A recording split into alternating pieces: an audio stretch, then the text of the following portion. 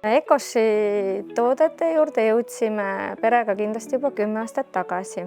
Mingil hetkel olid lapsed haiged pidevalt, ühel lapsel oli vaja palju antibiootikume aeg-ajalt tarbida ja siis oli vaja hakata andma piimhappebaktereid juurde.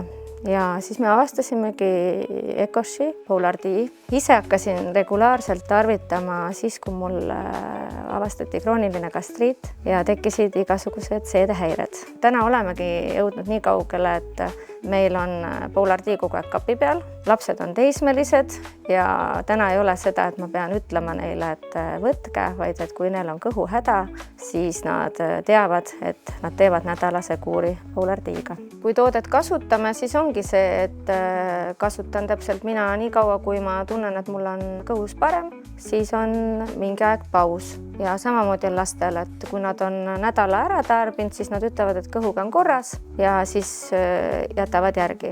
Et see on see, et miks see on meil kogu aeg olemas ja kõik saavad abi, nad teavad, et sellest nad saavad kindlasti abi.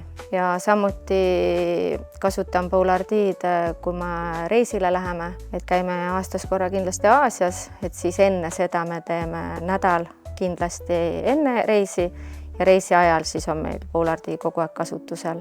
Et Ecoshi juurde jääme kindlasti ka edaspidi, sellepärast, et kuna Ecosh on eestimaine toode, me teame, et see on puhas ja kindlasti ka kontrollitud. Kui sa ei ole enda jaoks lahendust leidnud kõhuprobleemidele, siis kindlasti meie pere soovitab sulle Polar D-d.